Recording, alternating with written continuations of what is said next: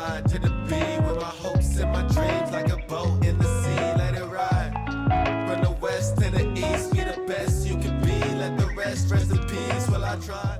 What's goody, fam? I'm coming back at it with another reaction on ShakaShine Reacts. Today, we're doing a little bit of Upchurch, and this is what are the chances of this happening? If you guys don't know what's going on, I'm pretty sure this is about Nicole Arbor, and there's quite a bit of things going on, so I suggest you check out my Upchurch playlist if you're not caught up, and if you are, then let's get straight to it. Alright, dude, so check this out. So the other day I went and watched the Elvis movie. By the way, it's like one of the best movies I've ever seen in my entire life, which my opinion's biased because I'm an Elvis fan. Okay. Probably not. I thought it had to do with Nicole, but this is something completely different, I think. Let's keep it going. I got Elvis posters, I got Elvis liquor bottles, I got Elvis Russian nesting dolls, bro, I even got Elvis music box. But I also really enjoyed the movie because it shows the truth behind an artist and how stuff changes from start to popularity. And it's the truth, the bad and the good. Yeah. So I'm not going to spoil the movie for you or nothing, but as I'm sitting there watching it, this scene comes on where he gets Graceland. And it's some lady talking about Elvis buying this house that was a rundown farmhouse. When he first moves there, he like pulls up and his friends are on like these old school three-wheel things with bodies around them. And they're just like driving through the yard and tearing the yard up. And I was like, bro, that's what me and my friends did when I bought my first big rundown farmhouse. Okay, let's go. We bought Can-Ams and tore everything up. That's pretty cool. Anyway, long story short, I don't want to talk no more about the movie because there's still people who need to go see it. So being an Elvis fan, you know, I know he was signed by Sun Records. I know it was in Memphis, all this stuff. Well, from some of the stuff I noticed in the movie, I was like, dude, I'm going to go home and do some research because I got to see something. So right off the rip, I Googled Sun Records and I was like, what the hell? Their logo is a gamecock rooster. Like a lot, like different ones on posters, on everything. Okay.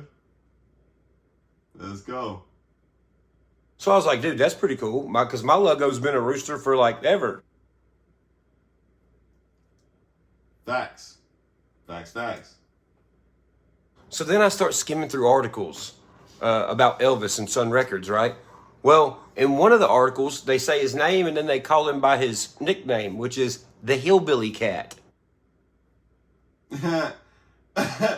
Hey, this is actually kind of crazy. If you guys don't know, I'm sure y'all do because Upchurch fans stay with it, but hey, the coincidences are starting to rack up. Let's go. So I'm sitting here reading all these things about the first distribution company that Elvis's music was pushed through. And I thought to myself, I was like, dude, that's pretty cool. The first time my music was distributed to anybody, which was country and rap mixed together, was out of Memphis, a company called Selecto Hits. Okay. So at that point, I was like, man, I wish I could have been distributed by the same company Elvis's first stuff was. That'd have been pretty cool. And then in the back of my brain, it was like, you have to do more Googling. And I was like, I got you. I will. So I Googled. Just talking to yourself. How many of y'all do that just like that? Because I do that kind of stuff all the time. Having full-on conversations as if I'm two people. Come on. The founder and owner of the company that first distributed Elvis's stuff, Sun Records. And I found that the owner is Sam Phillips. So then I Googled the founder and owner of the distribution company Selecto Hits that released my first stuff. And I found that the owner is Sam Phillips and Tom Phillips. And I was like, dude, what? This was like 2 hours ago. I Googled all this. And I was like, that's kind of crazy. Like, come on now. We're only 3 minutes in and quite a bit of coincidences are happening right now. No way that's the same person. There is no way that's the same person. So I researched it. Look what I found out. Selecto Hits, which is owned by Sam W. Phillips and John Phillips, was co-founded in 1960 by their father Tom Phillips and Uncle Sam Phillips, the founders of Sun Records. Both companies are owned by the same exact person. What the hell? The same company that called Elvis the Hillbilly Cat is the first company that distributed my stuff, and one of the major songs on that project was called Hillbilly. Straight up, you know, he has that too. The crazy part about it is he's just pretty much following it in the steps of one of his own idols and didn't even know it, which is crazy. And like, I bet you for him, it's a mind-blowing experience just for him himself, you know? Crazy. Dude, I just keep finding stuff that's more than similar. I'm reading this thing right here that says that one of Elvis's right-hand men was his first cousin Billy, who worked for him. You know who one of my right-hand men is? My first cousin who works for me. Guess what his name is? Billy. Let's go. So the company I run is called Upchurch Enterprises, LLC. Well, I look up his is Elvis Presley Enterprises, LLC. Not to mention, look how similar the careers. Country white boys doing a predominantly black art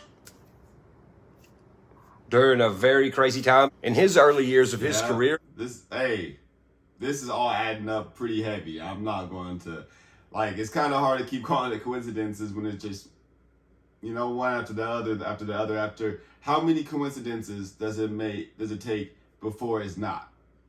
You know? Let me know, put it in the comments. It was segregation. They were trying to, hell, they were even separating whites and blacks at his shows. People were probably calling him every name in the book for being a white dude doing predominantly black art. Look at the early years of my career.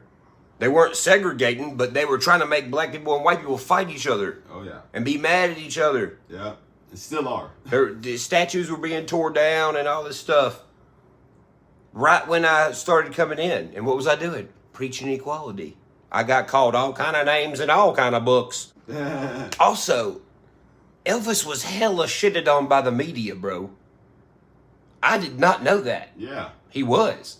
And I was like, dude, I get shitted on by them all the time. Fuck 'em. But by the end of the movie, the only thing Elvis wanted, here's the chilling part, bro. Look at my skin. This is the chilling part. After watching the movie, the only thing Elvis wanted was to be free, was to be independent. He was locked into doing so much shit that everybody told him to do.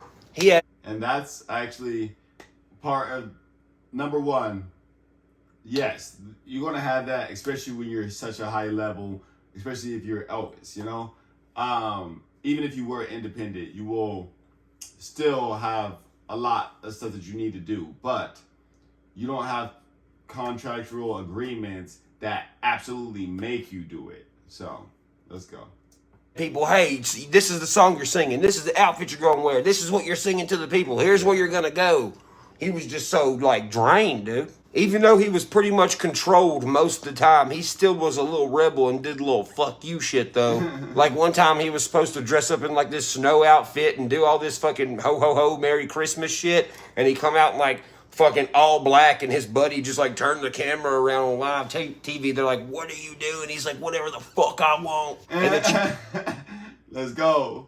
Let's go. Sometimes you gotta let him know. One thing is at the end of his career, man, all he wanted was to be free and independent and do what he wanted to do when he wanted to do it. And he was controlled until he got burned out.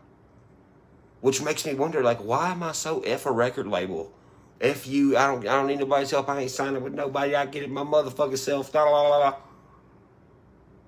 I don't have any prior music knowledge besides just feeling it and doing it. Yeah, straight up. But hey, it's working for you, Upchurch, so keep it pushing. Music is still good. Let's go. And becoming an actual fucking musician. Why am I like that? How did I know it was gonna work doing the whole I don't fucking need y'all thing? I don't know what this all is, but history definitely repeats itself. Bro, what made Elvis want to start doing music? Church music. Dude, that's wild.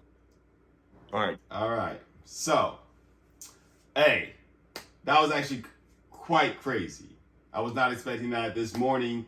I don't know quite enough about Elvis. I know bits and pieces, but definitely need to know more.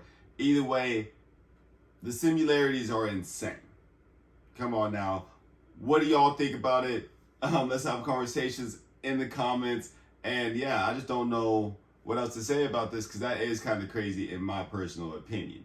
Now, for the people that have been waiting on their requests, getting to every single one of you. If I said I put it on the list, it's on the list and it's coming up. But you can always skip the line by hitting me with the donation. Links right underneath the like button. And I'll make sure I get your reaction out within 72 hours.